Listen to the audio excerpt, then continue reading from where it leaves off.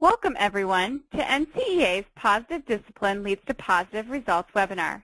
My name is Megan Martin, and I'm the organizer and on hand to help with any technical questions about today's event. Before we begin, I have some housekeeping matters to share with you. First, please know that all of your microphone connections with today's webinar have been muted. During the presentation, you may ask questions or provide comments for the presenters by using the chat and/or question function located in the GoToWebinar panel on the right side of your screen. To use these functions, click on the chat or question bubble and then click into the blank box area and enter your question using your keyboard, and then click Send. We also invite you to post your questions on todaysmeet.com. The link is todaysmeet.com/positive-discipline. Second, the webinar presentation will run for 45 minutes. Leaving some time at the end for the presenters to answer any questions that you provide. Third, you will be asked to complete a brief evaluation about this webinar, and your feedback is greatly appreciated. Lastly, this webinar is being recorded, and you will all receive a copy of the final recorded presentation, which we will email to you within the next 3 to 5 business days.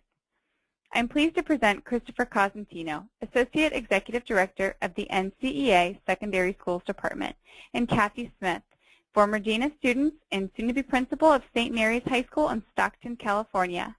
Kathy brings a wealth of positive discipline strategies developed over the course of her career and has also developed a new program for young women addressing bullying, dating violence, and forgiveness on her campus. Please welcome Chris and Kathy. Thank you, Megan. My name is Chris Cosentino. I'm the Associate Executive Director for the Secondary Schools Department at the National Catholic Educational Association. And I would like to thank Kathy for taking time to share her insights with all of you.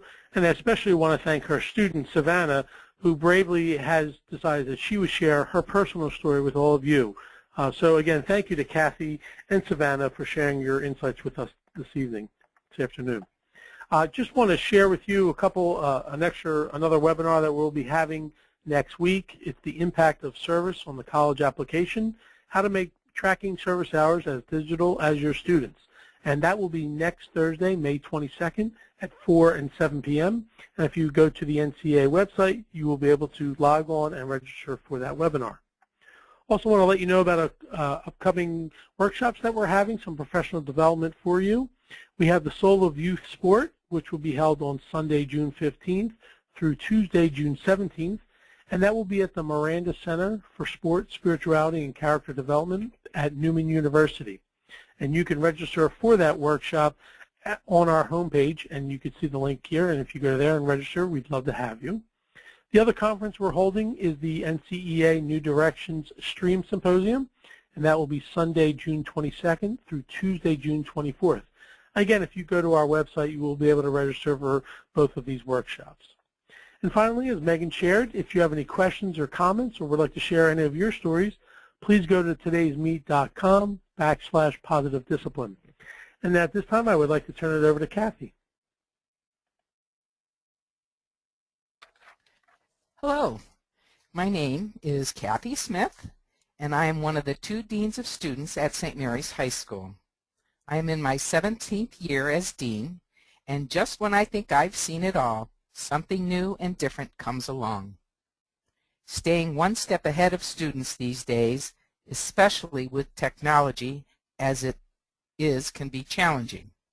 When it comes time to discipline, whether you are a teacher in the classroom or an administrative disciplinarian, you can make a difference, especially if you approach discipline with a positive mindset and with the goal of preserving a student's dignity.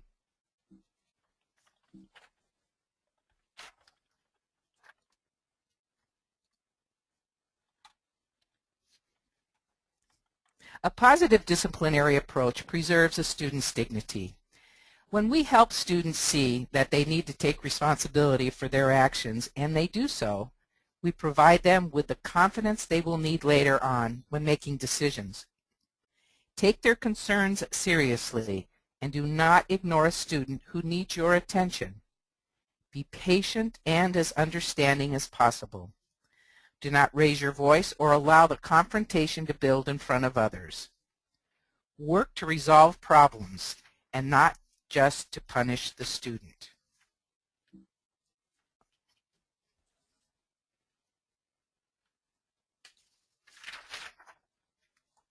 Three components necessary for classroom disciplining: teacher-student relationships, clear parameters and expectations, and follow up with the student.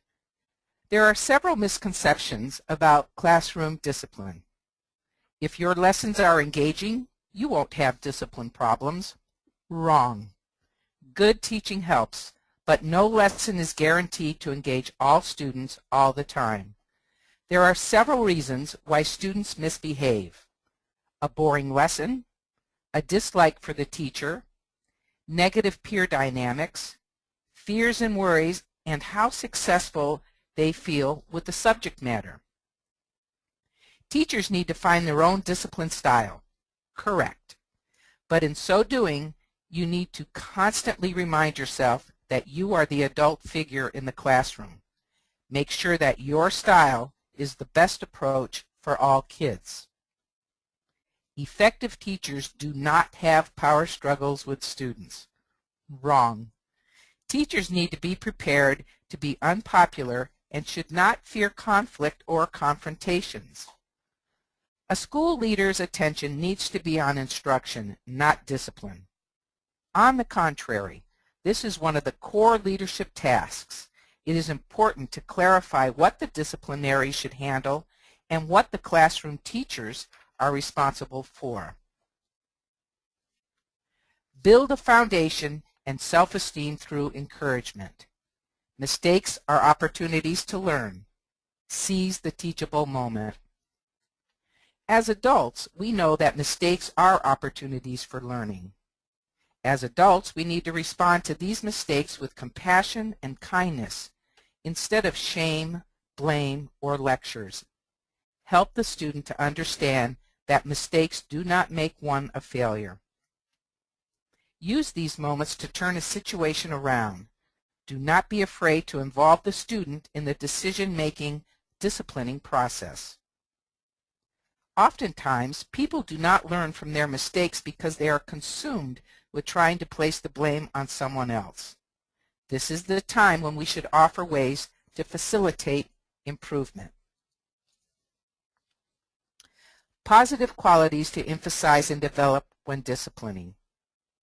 Respect for self and others. As Catholics, this is the core of who we are. Responsibility. Teach them that they are responsible for their own decisions. Accountability. Hold them accountable and help them understand that there are consequences for actions. Courage. Stress the courage it takes to do what is right. Communication skills. Learn how to interact face-to-face. This is becoming more and more difficult these days, and I understand the challenge that we are facing because students today, well, people in general now, all that they're doing is sitting in front of a computer or some type of screen, and that's how they're interacting with each other. We need now to learn to teach our students to interact with one another face-to-face. Teach them problem-solving skills. Help them see to look at all their options. Compromise. Know that it is okay to compromise with a student. I have done that time and time again. I don't come in with the attitude that it's either my way or the highway. I do listen to the students and I compromise when a compromise is warranted. Most of all, have a sense of humor. This is going to be your salvation. There are teachable moments, and we need to take advantage of these unplanned opportunities. Do not worry if you need to digress for a moment away from the lesson at hand. Take advantage of this time. Teachable moments are all about the timing, and when the timing is right, you need to seize the opportunity. What you can do if you have an argumentative student. Wait before responding. Listen carefully and reflect on the student's statements and feelings. put the problem in perspective. Most kids try to gain attention through the normal channels, but for some, misbehaving is the only way that they know they will get attention. Facilitate a discussion with all involved and allow the student to have an opinion. Then there is the disruptive student. Much like the student who is argumentative is the disruptive student who seeks attention by misbehaving. Some students also have the need for power and feel that power is the answer to all their problems. Unfortunately, some students find personal satisfaction in being mean, and that is their way of getting back is to seek revenge by being disruptive to the learning environment. The student who is disruptive is very possibly a student who lacks confidence and actually is one who expects to fail. Harassment is becoming more and more of an issue. Although I'm going to speak specifically more about bullying later in the webinar, I would like to address the role of the bystander. From a student's point of view, bullying has a clear social purpose, which is that bullying is a normal rite of passage. As teachers and administrators, we must dispel that myth. An important component in helping to stop bullying is the role of the bystander. Jim Dillon, in his book, Untying the Knots of Bullying Prevention, cites some of the reasons why bystanders do not intervene. For some, they don't see it as not really bullying. It's just drama. It is not wrong because the bully is just teasing and joking around. Others say nobody's getting hurt, or, and this is unfortunate, the victim is not worthy of my help. The victim deserves it. Some are just not sure what to do. It's not my job, nor is it worth the risk. And I'm not sure if I'm going to get backup. Some think they might get in trouble as well. As teachers and administrators, we need to tell our students that if they see or know of someone being bullied, that they can be a part of the solution. The students can directly intervene by discouraging the bully, by redirecting the situation away from the bully, by getting help, by rallying support from their peers to stand up against bullying, or by reporting bullying to an adult. I wanted to share with you part of our school's bullying policy. And at the end of this webinar, I would be more than happy to answer any questions that you might have on school policies concerning bullying or harassment. St. Mary's High School is committed to a safe and civil educational environment for all students, employees, volunteers, and patrons free from harassment, intimidation, or bullying.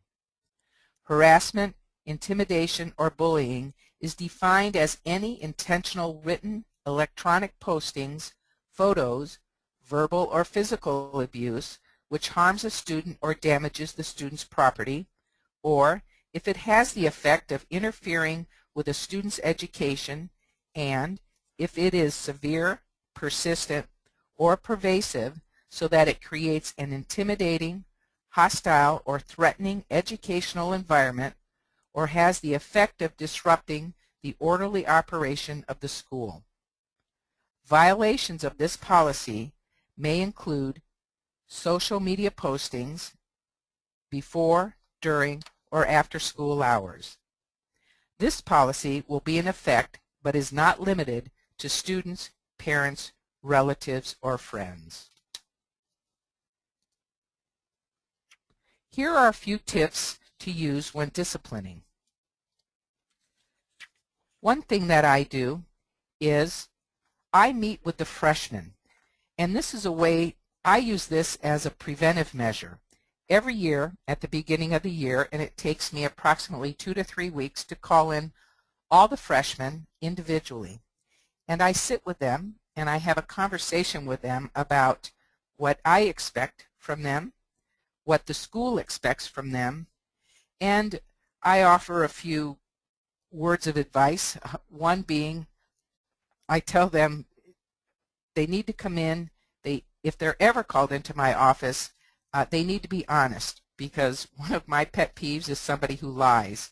I tell them I can't deal with something I don't know, but I can deal with the truth, and then we can move on. Avoid correcting a student in front of the entire class or other students.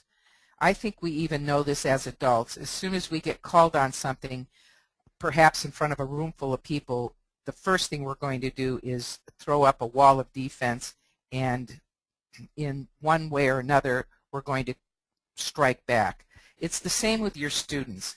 I think if you have an issue and you take them outside for just a moment and you talk with them one-on-one, you're going to get, I think, much better results. Stay calm. Never let the student know perhaps they got the best of you. Review the incident. Make sure you understand exactly what's going on. Issue appropriate and meaningful consequences. Inform the parents before the students get home. We all know that by the time they get home, the story's going to change. And once again, stay calm. Creating a positive school environment. These are a few practical techniques to use when disciplining. The operative word here is practical.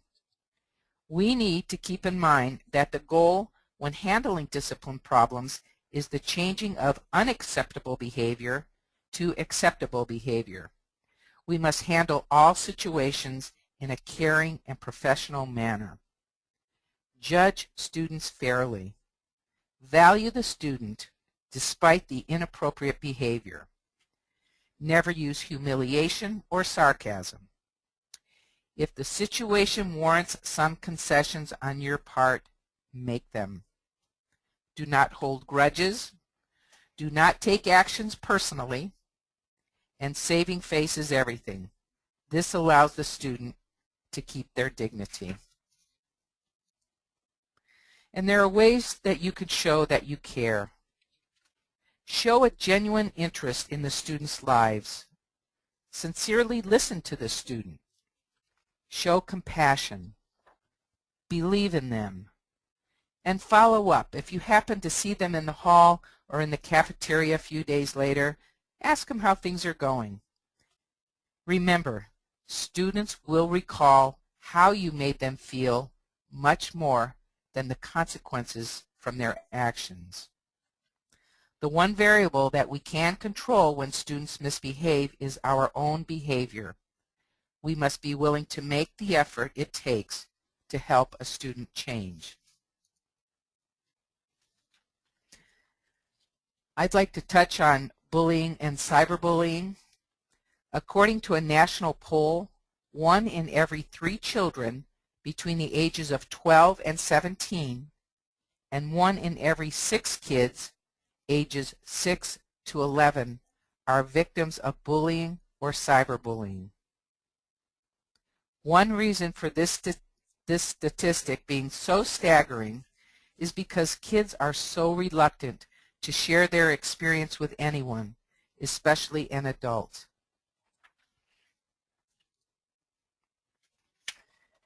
I would like to introduce to you a young lady who from the age of 3 remembers being bullied, who herself at one point found it easier to be a bully than it was to be bullied, and who eventually found the inner strength and the courage when she realized that all you need to do in life is to be who you are and be that well. Here is Savannah to tell you her story.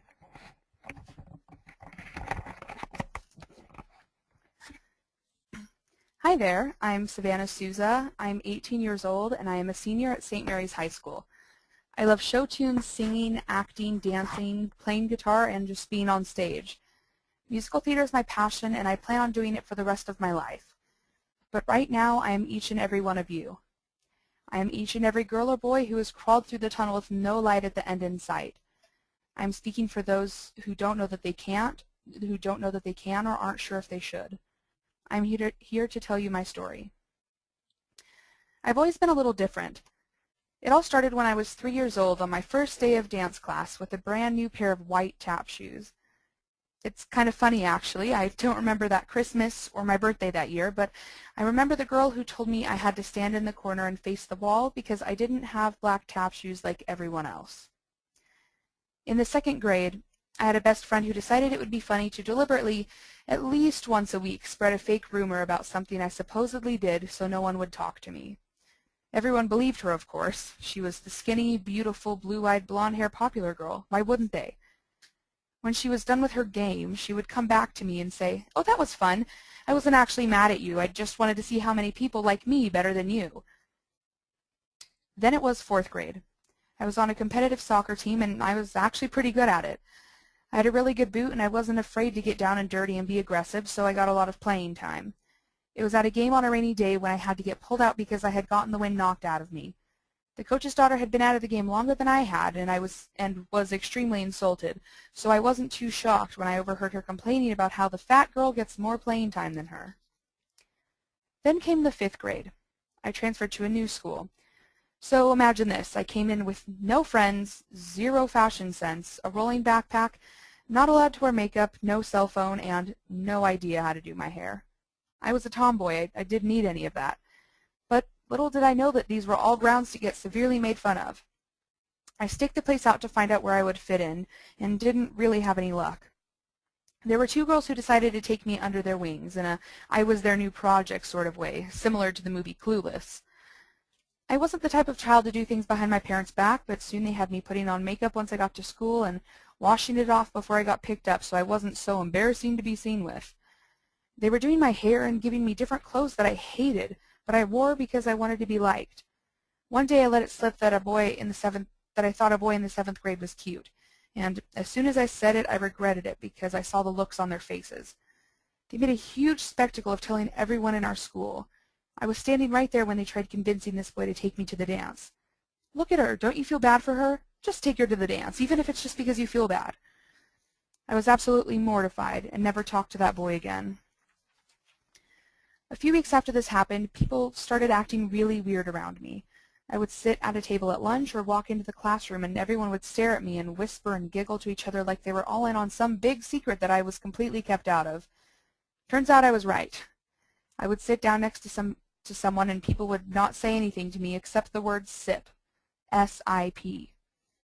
I would try to say something, but I would get cut off by people mid-sentence when they would say it and then all turn away from me.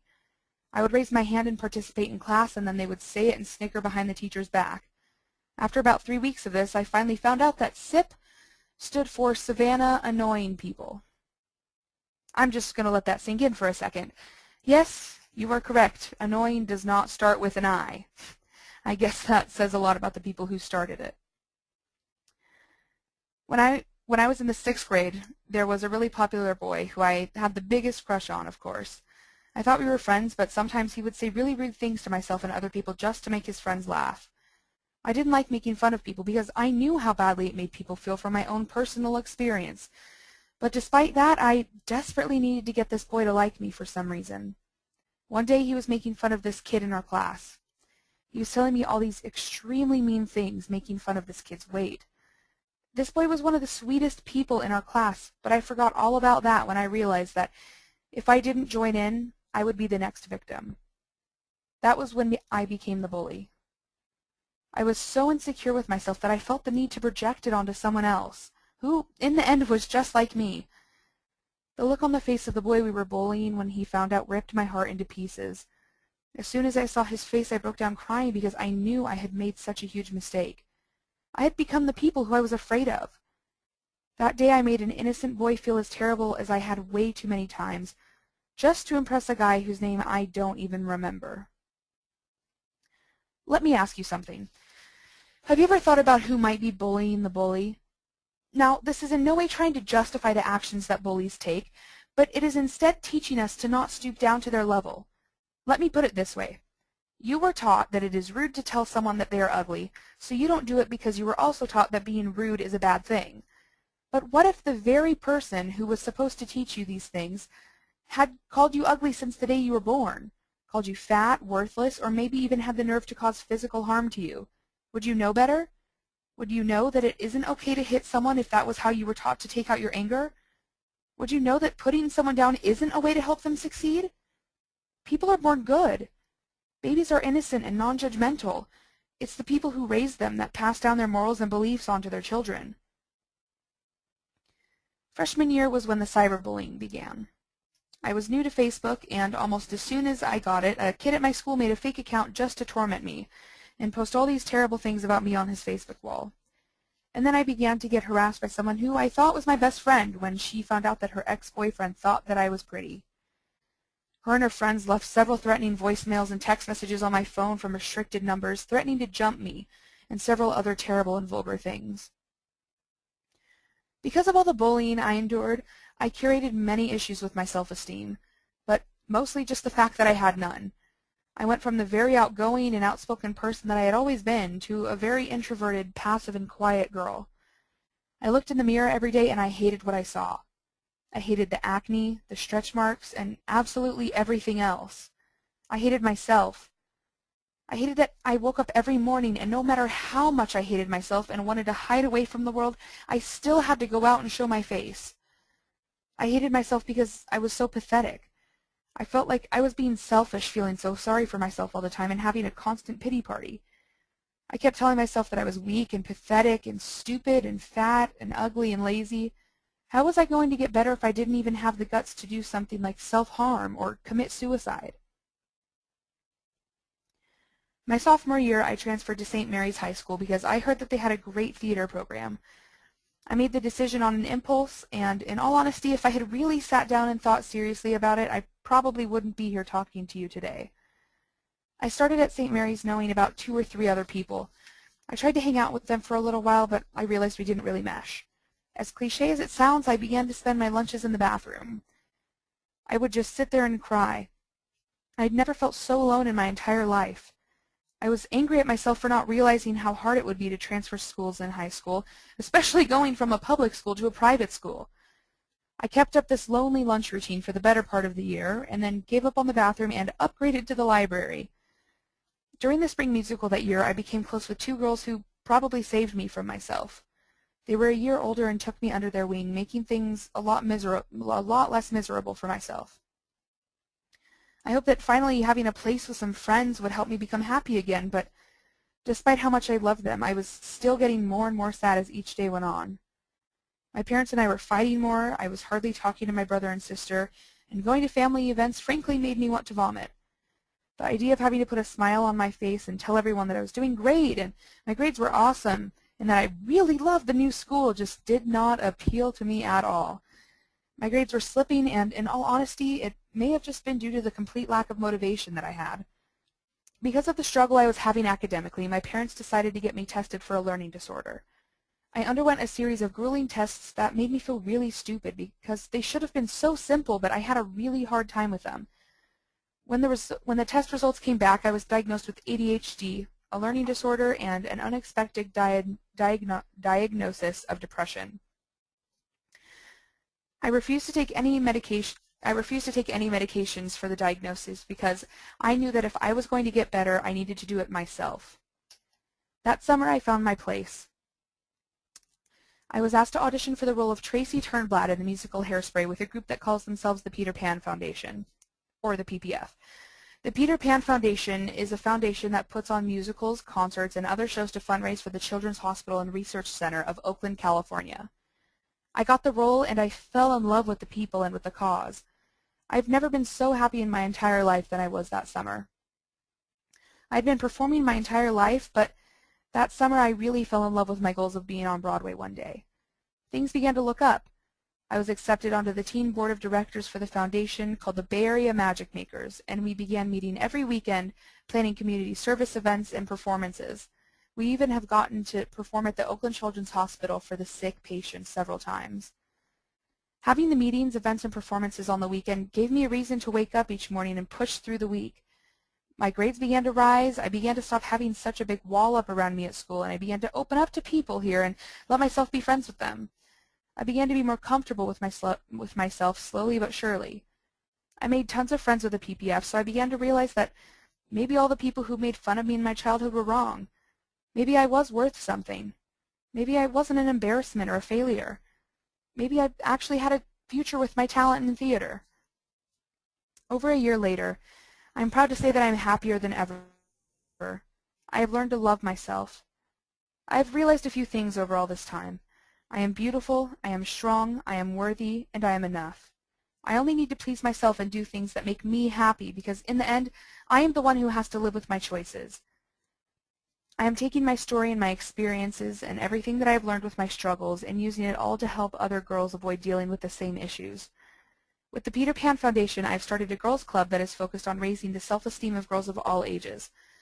The PPF Girls Club meets once a month and offers a safe and supportive environment for girls to share their feelings, be themselves, and feel like they belong somewhere. If there's anything that you take away from me sharing my story, let it be this. Sometimes in this day and age, we are taught to keep our problems to ourselves because it isn't professional, or we are told to uphold our family reputation no matter what, or whatever reason it may be. I learned the hard way that if you keep things bottled up for too long, it'll backfire and everything will come tumbling down.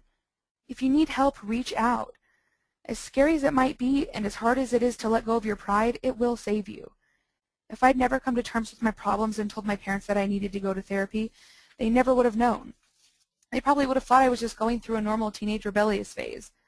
You have to love yourself enough to know your limits. Parents, if you think that your child may be struggling, don't brush it off. No matter how much your children push you away or tell you that they don't need you, they do. I promise you. The moment that they say they don't need you is most likely the moment they need you the most. If your child needs to go to therapy like I did, don't think it's any reflection on you as a parent. Therapy is in no way a sign of having failed as a parent. We are all human and sometimes we just need a helping hand. Asking for help is in no way a sign of weakness. Please understand that. I know for a fact that it takes more courage to admit that you need help than it does to try and push through a lonely struggle. In this society, we as women in this world are taught that we have a place. We have a role, we have a job, and we have a purpose. But are we taught that we get to choose what this role, job, or purpose is? No. But let me be the one to tell you that we most definitely can. We can make our own goals and aspirations and achieve them. We can do anything we set our mind to once we decide that we are our own people, and it doesn't matter what other people think or have to say. We are free to be who we are. We need to realize that we can be ourselves. We can wear dresses or we can wear pantsuits. We can wear our hair up in a bun or down free around our face. We can wear bright red lipstick or no makeup at all. We can love one another and we can help one another. We can worship and embrace ourselves and our bodies because the world is a gallery and our bodies are the works of art up on display that everyone and anyone can and will judge. But that does not change the fact that we were beautifully and wonderfully made with a steady hand that had a purpose and a very specific intention behind the beauty it created. Look at yourself as a work of art, a masterpiece. Someone or something created you. Isn't that magnificent? Every square inch of your being was created with a purpose. Open yourself up to the beauty of the world. Don't hold yourself back from reaching your full potential. Self-respect has nothing to do with sex or nudity. It has to do with making choices that make you happy. Say yes to knowing you are beautiful. Say yes to achieving your dreams. Just say yes. Don't let anyone other than yourself determine your happiness, define who you are, or tell you that you aren't beautiful. Everyone is beautiful in so many ways. It is so important to just be who you are and be that well, like St. Francis de Sales said. If we all do that, the world will be a better place. Love your friends, your family, your peers, and even strangers. But most importantly, love yourself. Love yourself because you deserve it. You deserve to know that you are worth something. You are worth all the struggle, the blood, sweat, and tears. And I promise you that one day it will all be worth it. You may not see it now, but let me be your reassurance that it does get better. I'm Savannah Souza. I am 18 years old and from Tracy, California. If I made it through the tunnel with no light at the end in sight, so can you. I've told you my story, and I hope that it helps at least one of you along with yours. Thank you for listening to my story, and here's Mrs. Smith. Thank you, Savannah. I do have one. I'm going to ask for Savannah for a piece of advice, just to hear what she has to say. So, Savannah, in your opinion, having experienced everything that you went through being bullied, what would you suggest to us that we could say to someone who is bullying others that would possibly help them to change their behavior?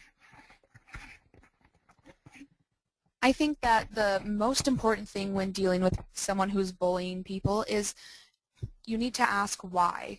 You need to ask yourself that, and you need to ask the bully themselves, because bullying isn't something that usually just comes out of nowhere and that someone just does for no reason. There's usually a cycle or a chain reaction that it comes from. You need to find out who's bullying the bully, like I talked about earlier. Is there someone at home who's bullying them that makes them feel like it's okay to take it out on someone else? Is that what's happening? Because sometimes all a bully needs in their life is someone who cares. And if you can be that one person, then that's the most important thing that you can do. Thank you, Savannah. I would like to take just a moment and touch on a few other possible reasons why someone bullies, followed by a few suggestions that may help to turn this person's behavior around. Bullies enjoy the attention they receive from their peers and adults when they bully. Bullies seek power, and when they bully or harass someone, this gives them a sense of being in control. As adults, we should try to establish a one-to-one relationship with the bully. Be gentle rather than tough. Bullies can handle toughness, but they can't fight gentleness. Make it very clear to the bully the respect you have for people and that bullying will not be tolerated.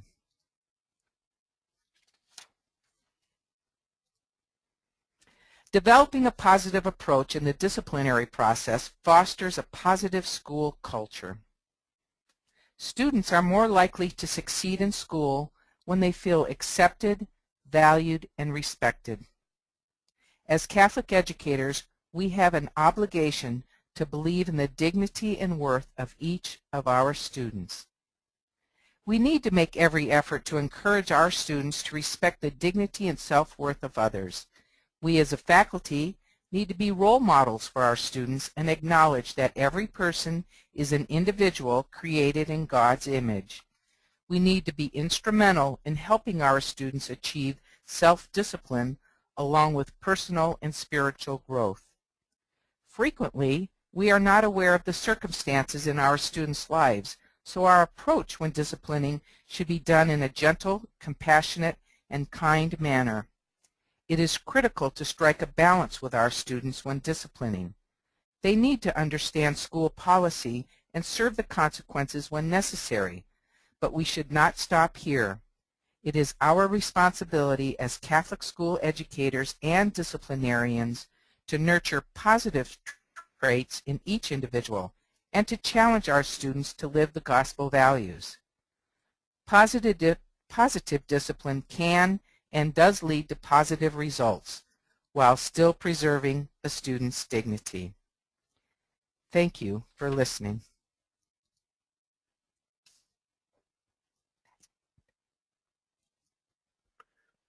Thank you, Kathy, and thank you, Savannah. Kathy, I do have some questions for you, but before I give you the questions, I do want to share one comment that was made to Savannah. First, want to thank, Savannah. Oh, let me put Savannah on the headset so she can hear that, okay? Okay, great. Oh, great. Hello. Savannah, I just want to let you know that someone posted that they want to thank you for sharing your heart. Your words were inspirational. Oh, thank you. That means a lot to me. Thank you so much.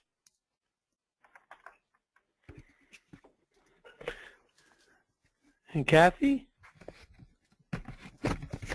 Hi, this is Kathy. Kathy, I have some questions for you. One question is, to some active students who never can stop talking in the classroom, how can a teacher stay on the positive side and not feel frustrated? Dealing with those students sometimes take a lot of class time. Well, one thing I would do, and I didn't make reference to this before, is I think you need to actively engage the parents. You know, education starts at home with the parents. We are a partner, and we should be a partnership with those parents. But when problems arise, you really need to keep the parent in the loop. And really, more often than not, if you let the parents know what's happening at school, they typically, and they should, speak to their student. And hopefully that type of thing will put an end to that behavior. So engage the parents. And like I said, if that doesn't work, the next thing I certainly would try is to sit and talk with that student individually and not in front of the class.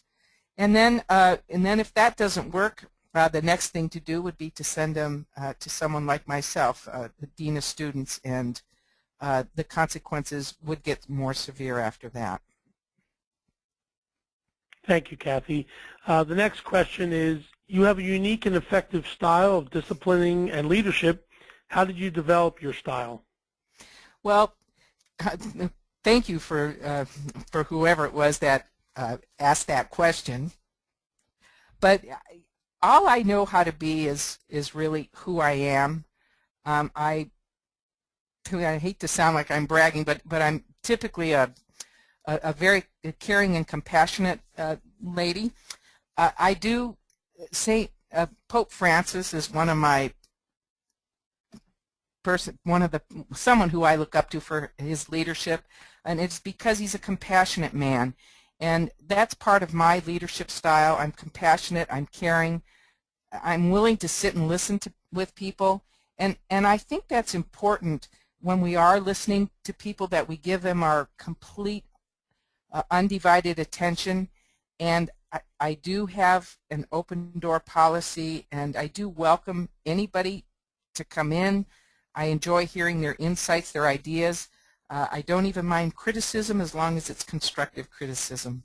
So I'm just who I am, and I really can't be anybody else. That's great, Kathy. The other question we have is there anything we as educators can do to recognize a student who is struggling and troubled?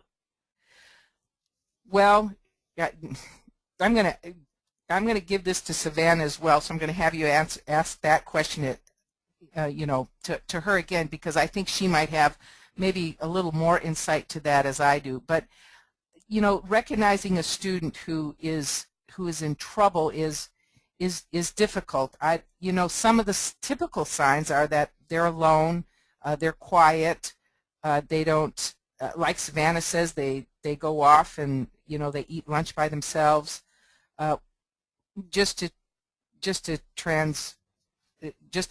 go a little bit further with this, just to digress a little bit more, what we do here at school is if we see somebody sitting off by themselves, we have what we call a buddy system, and we call on some students that we know share with the same values that we do, and we ask them to quietly take them under their wings. But if I may, I would like to give this to Savannah, because maybe she could help us with some of the signs and recognize maybe someone who is either alone or being bullied. So here's Savannah. Thank you. Could you repeat the question for me one more time? I'm sorry. Sure. No, don't apologize. We appreciate you getting involved in answering questions. As educators, we want to know, and you're a student, maybe you can help us, how do we recognize when a student is struggling or in trouble? That's a great question. That is such a hard thing to really figure out, this is a definitive sign of there is something wrong with this child. So I would say the best way to go about finding out if things are wrong with students is like what Mrs. Smith was saying earlier. It's just really good to talk to the students and make yourself approachable, because if you're approachable enough, a lot of times kids will seek help. For myself personally, when I came to this school, I came with a wall up, and I had preconceived notions of everyone here, and I didn't take down my walls because I was scared of what would happen, and because I had already dealt with so much bullying, and so I didn't feel like I could come talk to to someone like Mrs. Smith or even other students for a long time. But once I realized that I was incorrect and that they were approachable and that I could open up to these people, then I did that. But also, it's if you see a student, I think it's easy to see in class students' behaviors, and the ones that are more outgoing, and sometimes the ones that are more introverted. But also, it's hard because sometimes the ones that are more outgoing are ones that have insecurities and have big problems or have problems at home. I think the best way to go about that would just be to get to know your students. That was a great answer, Savannah. Hi, this is Mrs. Smith. Kathy, she gave a great answer. I mean, just Yeah. what a poised young lady. She really is very poised.